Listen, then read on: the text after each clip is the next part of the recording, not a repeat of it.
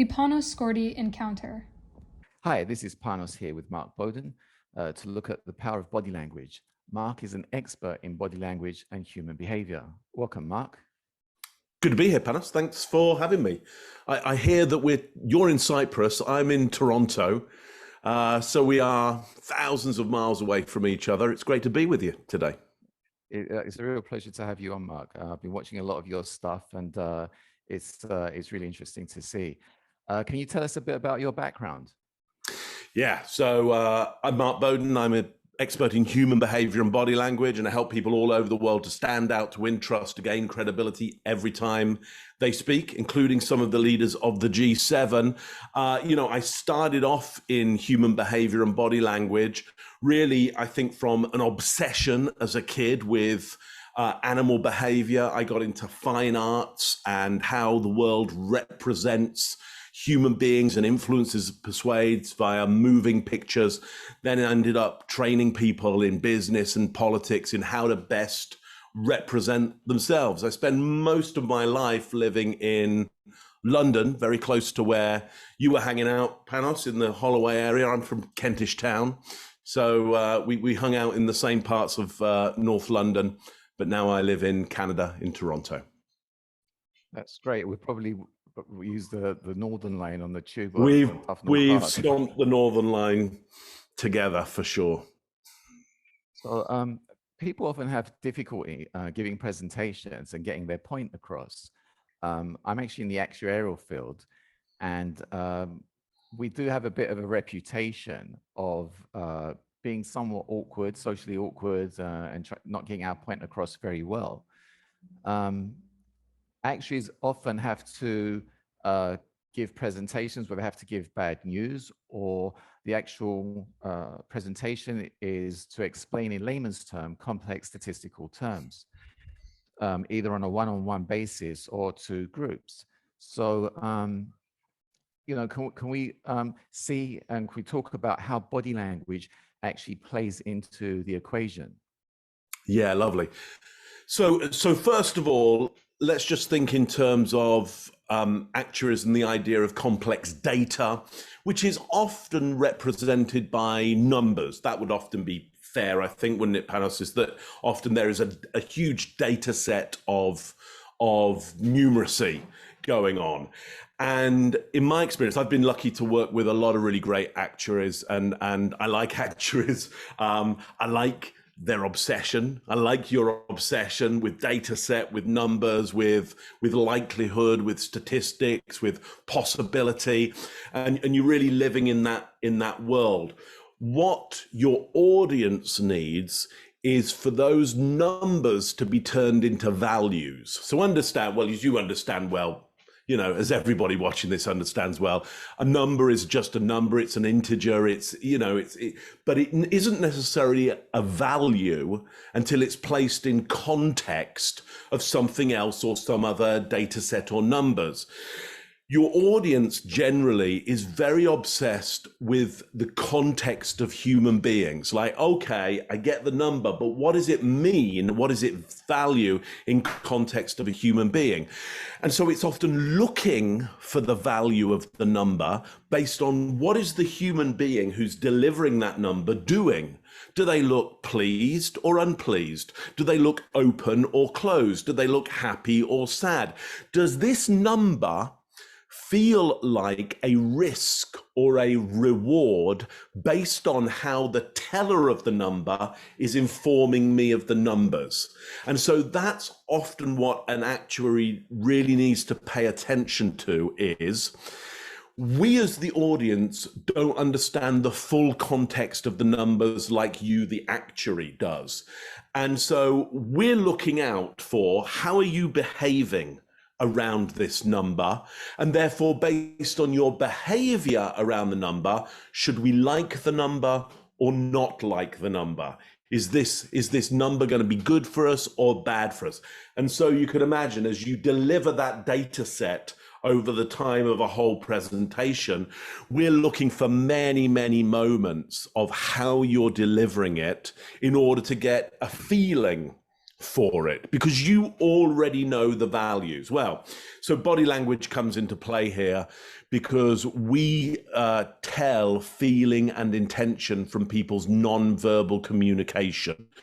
A very simple idea around this is, as you delivered the number, were you open or were you closed? Did you look warm or did you look cold as you delivered that number or that data set? What you do with the body, with your body, can have a profound effect on how people take your numbers, what they think the numbers mean, and whether they trust you as the deliverer of the numbers, and even do they trust the numbers. I hope that makes sense to you, Panos. It does, and it's very interesting to hear that and to actually hear an expert actually say some of the things you kind of thought that may be the case. So when to be a little bit more specific, when it comes, say, for example, to hand gestures, and the zones, the way your hands are up, down, up, high, which way they're turned, how can you convey to somebody that for them to trust you and what you're saying is competent, that you're being competent through your hand language? And I guess the questions I'm going to ask you now in terms of your hand gestures, and then I'll ask about eye movement as well. Can you fake it? So what you're going to tell us now is, can somebody actually or learn to do the right thing? Yeah, lovely. Okay, so what you're talking about here, Panos, is trust and credibility. Can you gesture in such a way that people are more likely to trust you and see you as more credible? And yes, you can. Okay, so number one is, if they can't see your gestures, they'll default to more negatives around trust and credibility. Okay, let me just give you an example of this. I'm not going to show you my hands. Okay, I'm just going to be a talking head. And I'm going to say to you, I'm going to read out a data set of numbers, and I want you to trust that these numbers are accurate and correct. Alternatively, I'm going to read out a data set of numbers, and I want you to trust that these numbers are accurate and correct. Now, do you already have a bias as to who is more trustworthy and who is more credible? I would suggest that if I got 100 people in a room and I tested them on which of the versions of me was more trustworthy and credible, they will default to the one where they saw more gestures. Okay, the simple thing of when insufficient data, our instinct defaults to negatives, is a really important heuristic that the brain uses in order to judge trust and credibility. The more we can see, the more confident we feel about our judgments. Therefore, the more competent we're going to make other people. Okay. Now, there's certain things you could do with your gestures to take away that competence, okay? You can see my hands, but what I'm going to do is cover my face so you can't read my lips. And now I'm going to show you some data, a data set, and I want you to trust that that data is true and accurate, okay? Now, you had sufficient data about my hand, but insufficient data about my lips. Whereas when I use open palm gestures, okay, and you can see them, you become more optimistic about your judgments because you can see more. You transfer your optimism onto me and you make me more competent, more intelligent, okay? So first of all, you want to be thinking about open palm gestures. This is a universal signal of no tools, no weapons, nothing in my hands. Therefore, I'm of less risk, more opportunity for you. Now, I'm going to add to this what we call baton gestures. These are the gestures that conduct along to the rhythm of my speech. If my gestures are in the same rhythm as my speech, it's easier for you to listen to what I have to say. And therefore, when it's easier for you to listen, you are more confident and you transfer that competence to me. The feelings that you have about your ability to understand me That optimism you transfer to me, and you make it competence, intelligence, things like that. So baton gestures. The other gestures that I use a lot are illustrator gestures. These are the ones that literally draw a picture of what I'm saying. So I might say to you, okay, I want you to look at the data set, and you'll see some very high numbers and some very low numbers. Now, the moment I show you graphically that with my hands, you become more optimistic about your understanding. You transfer that optimism to me. Suddenly, I'm a good communicator. Therefore, I'm good at my numbers as well. I'm good. My data is good. I'm bad. My data is bad. So you want to make sure that people can see more. They can see baton gestures. They can see illustrator gestures. And let me just add one more thing. When the hands come up to chest level, things feel more buoyant. They feel more energized. I call this the passion plane. When gestures are more down at navel level, they're more honest, they're more grounded, they're more calm and assertive. So I could say, look, I'm going to give you a data set. I want you to trust that data set. And I want you to understand there are some really exciting numbers in there that I think you're going to really enjoy and get some really important value from. So trust me as I deliver you these numbers. So I hope that's a good kind of display there of exactly what you can do with your gestures. Now, can I, to your point, Panos, of can somebody fake that? Well, yeah, because I can either do it or not do it. I mean, here's me doing it, here's me not doing it. Like, it's up to me. I'm the person in control of my arms. I have a whole part of my brain in the neocortex, motor area, which is designed to be able to move these arms to my will. Okay? So I either decide how to move my arms, or I don't care. And they just do whatever they like. Okay? So you can either do this or not do it. I don't mind. Be my guest. If you want to control your gestures, go right ahead. If you don't bother. But I've just shown you some of the advantages of being able to control your gestures consciously. Hope that makes sense to you, Panos. Yeah, absolutely, it does, and it's great. It's great to for people that haven't seen you before to actually take your advice or take your what you've got to say, and actually look at some of the other videos that you've got, because they're really great, they're really informative, and I've learned a lot from you.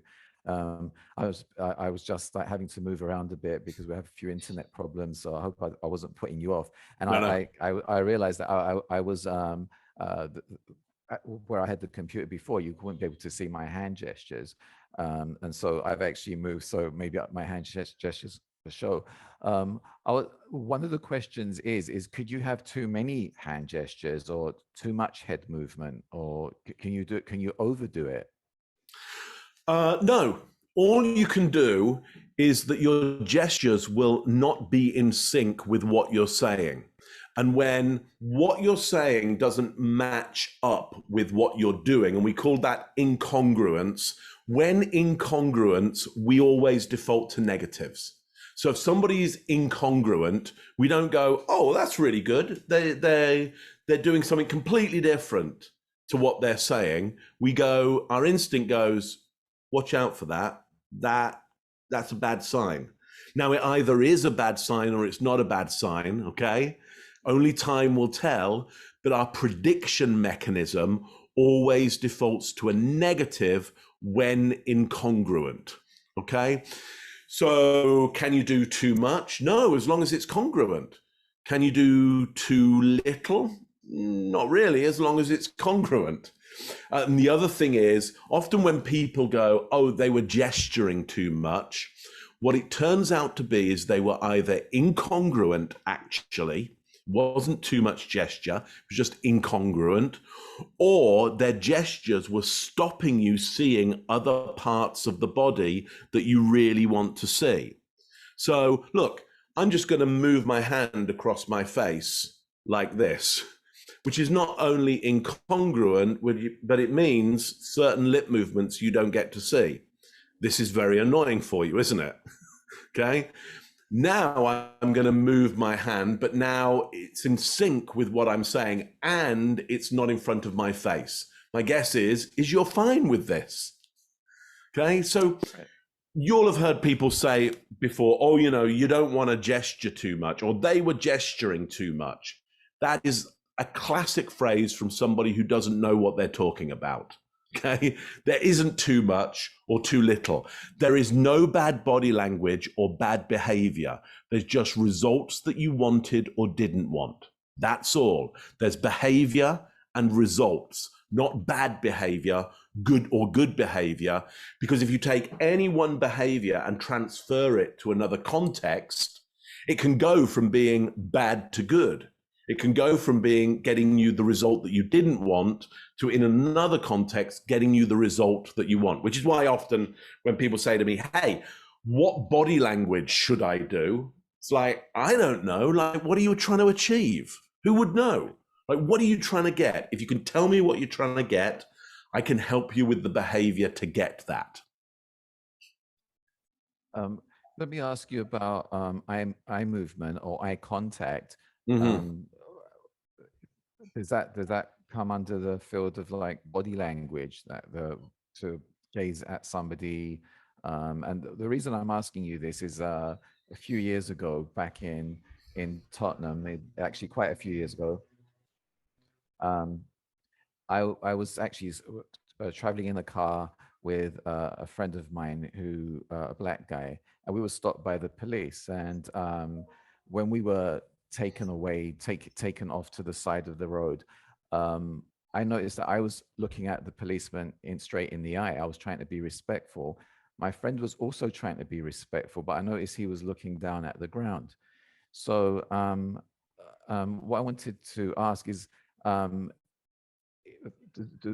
the way that we portray body language and the way that other people receive the body language vary between different cultures and different people. Yeah. So look, here's what we know universally about eye contact, okay? We as human beings, upright hominids, descendant from other ground-dwelling mammals that are social mammals, we have eyes on the front of our head. Some other ground-dwelling mammals, social mammals, have eyes on the sides of their heads, okay? The reason we have eyes on the front is so we can distance target. We target things of value. The eyes move to where the risk or the value is, because that's how we survive. We also have whites of eyes, so we can see where each other are targeting. Like, I can keep my body still, and you can see at a distance where I'm targeting. And you'd be able to look as well, silently and without moving much of your body. Makes us great at hunting and gathering with teams. Because when we're hunting and gathering as a team, we can do it very, very silently and non-verbally, okay? So this is important to know. The eyes go to the thing of value, including human beings. Now, so we'll target the value, but also when we target, there's a risk in that because the thing we're targeting may well know that it's the prey. It's now in a situation of aggression. Okay, so in this situation with your friend, okay, and a police officer, you're maybe okay with going, hey, I'll look you in the eyes because you're a police officer. I'm to respect you. You are of value. You work for a society that I value, okay, and you're okay with that. Your friend is potentially going, I don't want to target this person because if they see me as a threat, if they see me targeting them, they may misconstrue that as I'm targeting them for violence, and I don't want to erupt this thing. So the relationship between the two can be different. So sometimes you'll find people who are purposely not giving eye contact because they know it might escalate threat, and they know that they don't want to escalate threat. Now, given the color of your friend there in Tottenham at that time, smart thing to do potentially is not escalate the idea that he is a threat. Probably had a lot of experience of what happens with a police officer when you're from his background. If you give any indication that you might be escalating threat, then okay, best to avert eyes, take low status, because now you're going to de-escalate the situation. You, Panos, may be going, hey, I've never experienced police violence. I've never gotten myself, they haven't targeted me. I'm totally okay with targeting this person with eye contact. So look, though different societies have or groups have different ideas about when and where to deliver eye contact and when and where to avert eye contact, all societies use eye contact. So if you've been around a group or an individual and you've gone, hey, they don't seem to look people in the eye. Yes, they do, just not you or not anybody that you've seen when you've been around them. That they don't look people in the eye. No, they do, just you've never seen it. It says more about you than it really does about them. Because now you want to go, who am I? What's my relationship to them? Where are we right now? And so therefore, why don't I see them using a very human trait, which is direct eye contact? All human beings do it. All human beings do it in different times, in different places. I hope that makes sense, because it's pretty complex, and it's so much more complex than, hey, they don't give eye contact, do they? It's like, who are the they you're talking about? They're all human beings. Every human being delivers eye contact, just clearly not around you in that situation. That's the interesting thing. Hope that makes sense to you. Yeah, that's really interesting, because that's been something that I was been thinking about on and off for quite a while. And that makes total sense right now. So following up with this, we can take a scenario where there is a policeman, there's two people acting in a very different way towards them. It doesn't have to be a policeman. You've got two people, I'm one person, there's two people acting in a very different way towards me. The situation is the same. I've stopped them. I'm talking to both of them. They're acting differently towards me.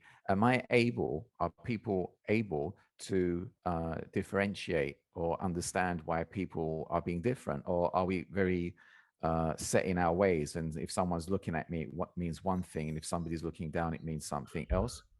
Yeah, we have group or social norms. So you will come to the situation from your group, your social norms, going, here's what I expect to happen if I stop these people and I have a conversation with them.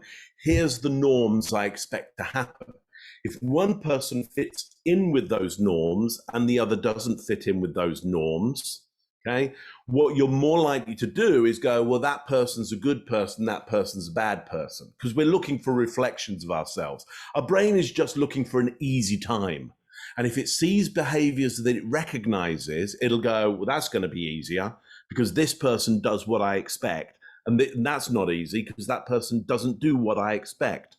Like that person more than you like that person. Gravitate towards this one. This one is an opportunity. This one is a risk. Well, that's not entirely true. This person who looks more risky actually may be way more of an opportunity, okay? And so let me circle this back, Panos, to this idea that you were talking about earlier around the actuary, okay? When you're presenting as an actuary, the group who are watching you, okay, are looking for some norms. Does your group of actuaries, does the society of actuaries, does the profession that you belong to, does it tend to act out in under some of the norms of the audience?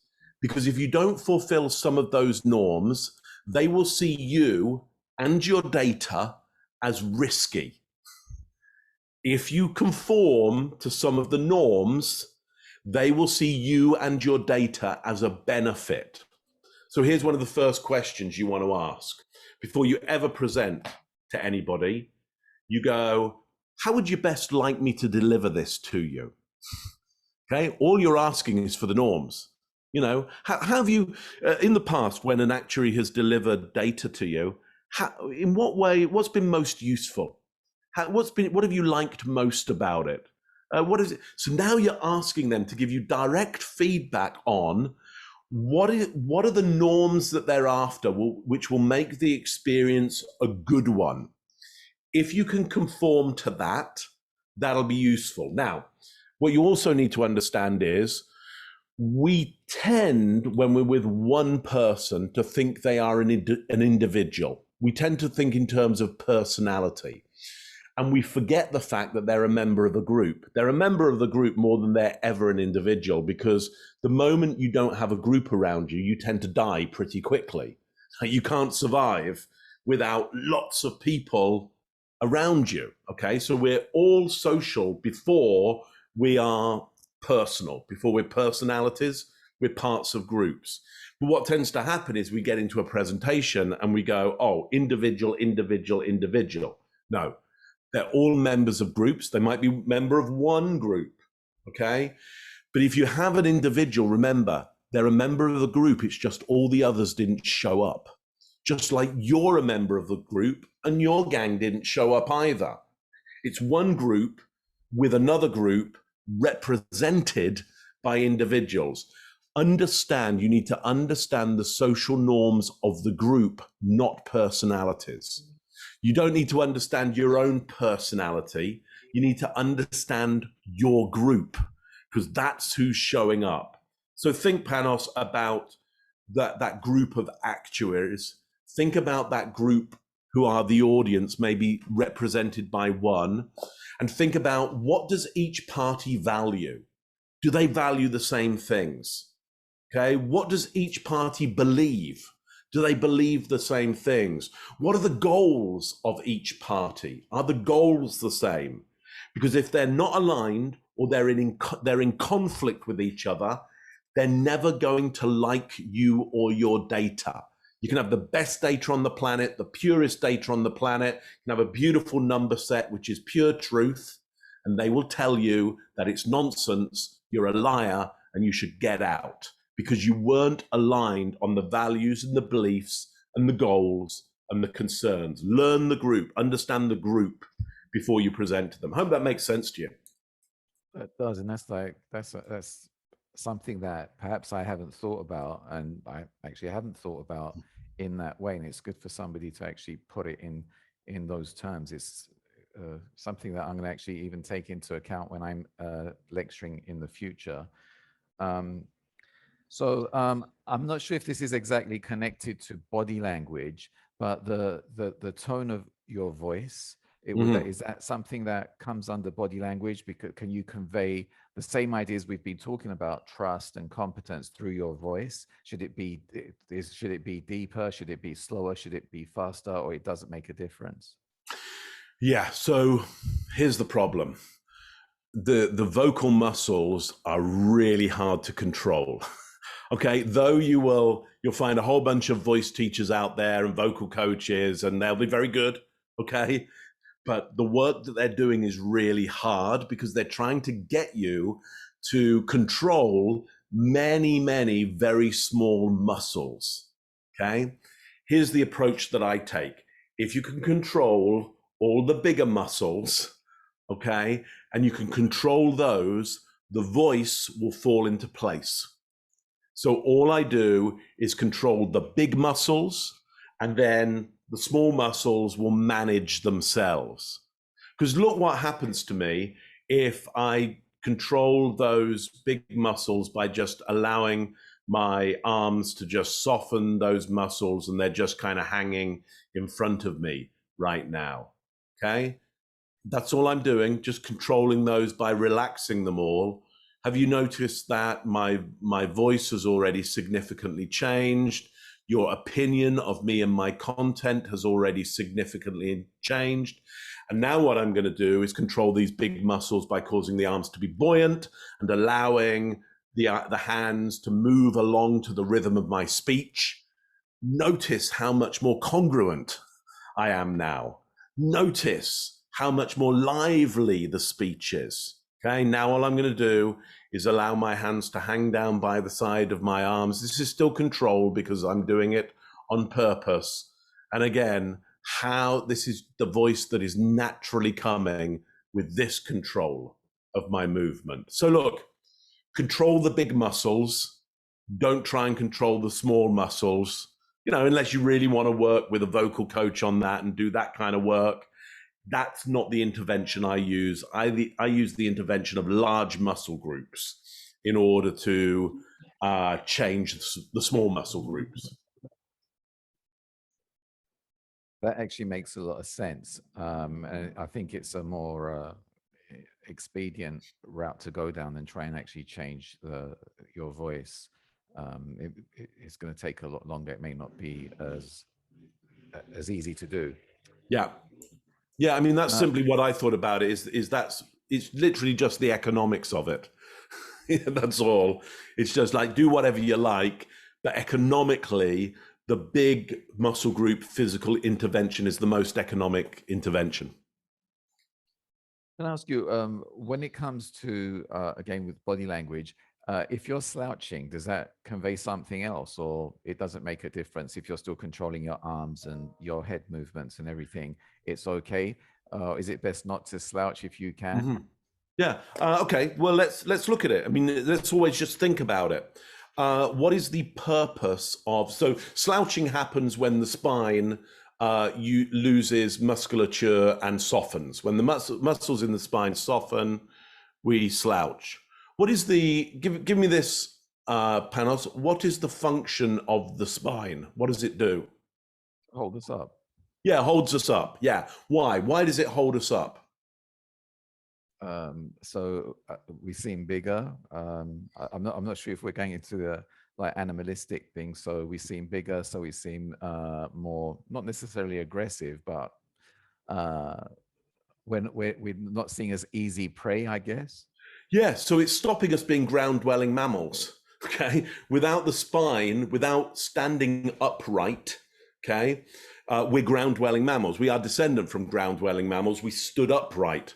There was an advantage to standing upright. If you're on flat plains and you stand upright, you get an advantage. You can see further. You can smell over the air rather than on the ground. You know stuff is coming faster. Okay, because if you're a ground-dwelling mammal, you only see it coming when it's right on top of you.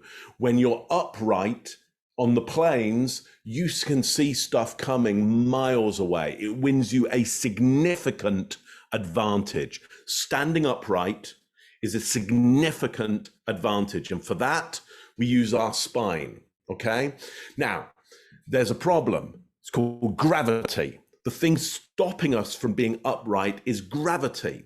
So our spine is in competition with gravity, okay, in order to win the advantage. So you as a human being come along, and my instinct knows that just like me, you are in competition with gravity. So now I want to know, who's winning? Are you winning, or is gravity winning? Okay, this is what happens when gravity is winning. Okay, this is what's happening when you're winning. Now I've got to choose. I got to choose, do I want that person's data or that person's data or that person's data? Here's why, because I don't understand data. Okay, that's your job. You specialized in that. I understand what I understand. You understand what you understand because you're specialist. We have some different neural connections. Okay. And so those neural connections gave us certain advantages. You went down the route of actuary. You get really good at that. I went down a whole other route. Okay. Here's what happens is we trade with each other. We co-opt, we cooperate with each other. Okay. But there isn't just one of you. There's many of you. Which one do I choose? Because I don't know. I'm not an actuary. I don't know which is the better one. I don't know who has the best data, the best analysis. I have zero idea. I know what I know, okay? And I know I've got to choose one of you. Well, let's just start by knocking off the person who isn't dealing with gravity very well. Because if you're not dealing with gravity very well, like, what are your chances of dealing with the numbers very well? Well, you might be able to say, look, quite honestly, Mark, You could have somebody, an actuary, cut off at the spine, and they could be the best actuary ever. They may not be able to hold their head up on their own, but you know, the stuff in the head, that's the important thing. My instinct doesn't know that. It doesn't know that. It's making a decision based on behavior, and it's making snap judgments, and it just goes, all right, who can we take out of the picture because they're not even coping with gravity? And this all happens unconsciously, and it does it in a fraction of a second. So win yourself an advantage. Do as your mum or dad or whoever brought you up or your teachers say. Stand up straight. It is an advantage. Yeah, I mean, that's these are the things I've always been wondering about, and sometimes the PEC brigade tells us we can't really look at these things, but as you were saying that internally we may not know that, you know, our instincts kick in, and our instincts, I guess, are separate to what sometimes are different to what right the PEC brigade tell us. So often yeah. People will talk about unconscious bias. Okay, we have an unconscious bias around people who stand up taller and have height advantage. Okay, it's an unconscious bias. Now, the first way you deal with an unconscious bias is not to say, hey, don't have it. You can't get rid of it. You have to know you have it. And once you know you have it, then you can go, okay, I want to countermeasure that bias. The moment you try and deny that it's there or deny its importance, you will stop seeing it. So anybody who's saying, look, you know, just don't pay attention to that. It's like, you can't not pay attention to it, but it's at an unconscious level. You've got to go into a meeting. I've got to go into a meeting going, I will be biased towards people who are more like me. Yeah, who use the same words as me, have the same value system, look a little bit like me. Yeah, I'm already biased towards you, Panos, because we're both from North London. Okay, we're both from North London. So my head instantly goes, well, Panos is a good lad. He's a North London lad. He's all right. You know, he knows what I know. He's been on, you said it yourself, we've both been on the Northern Line. You know, we've both trodden on the same turf, on the same territory. And therefore, we are tribal in that, because you have to have lived some of the same values and beliefs, yeah, in order to live in London. Okay, both of us are somewhere else now. So again, it's like, you know, you're not in London right now. I'm not in London right now. Okay, there's some alignment there. So that reflection, that we reflect each other, causes liking in you before I've even worked out, do you know what you're talking about? Are you any good with the data set? Can you predict and analyze better than that actuary down the road? Well, I don't have the ability to analyze. That would take another actuary probably to work that out. Now, I don't have time for that. Okay. We have to have unconscious bias because we don't have the time not to. Okay, life would take too long. Now you've got to work out, what are the decisions in my life that I want to pay attention to, that I'm not solely using my unconscious bias, that I'm critically thinking. Pick those important decisions, and now know that you're biased and use critical thinking. Hope that makes sense. Makes a lot of sense. Mark, I could talk to you for hours. I'm so happy that you've given up your time. It's great to find out you're from Kentish Town. We found out at the beginning that quite a few people were living in that area around Kentish Town at the time, that were on the TV and all sorts of different things. Yeah. Bump into them as well, and it was like, oh, this is totally. Yeah, was it yeah, was it Fry? Was Stephen? No, it wasn't. Was it Lawrence or Fry from he was on House, wasn't he? That guy. Yeah. He was around that way. Cruz. Roland, do you remember Roland Gift from the Fine Young Cannibals? He was just up the road from me. I mean, there are all kinds of people. I think Martin Clunes was around there as well. Martin Clunes was around that area. And my wife, she used to live in Primrose Hill. And of course, that was just star central. That was Madonna and Robbie Williams, and like everybody was on that street. So yeah, it was I guess London is one of those places where you can be a big star and people wouldn't really pay very much attention to you. Yeah. You know. I hope to go back soon. Mark, it's been a pleasure. I thank you very much for this. We're going to include your contact details in the description. So I'm sure a lot of people are going to want to look you up. Maybe some people are going to actually want to contact you Sure. for actual full-on advice. This has been your host, Panos Skordi, on the Panos Skordi Encounter. Take care wherever you are.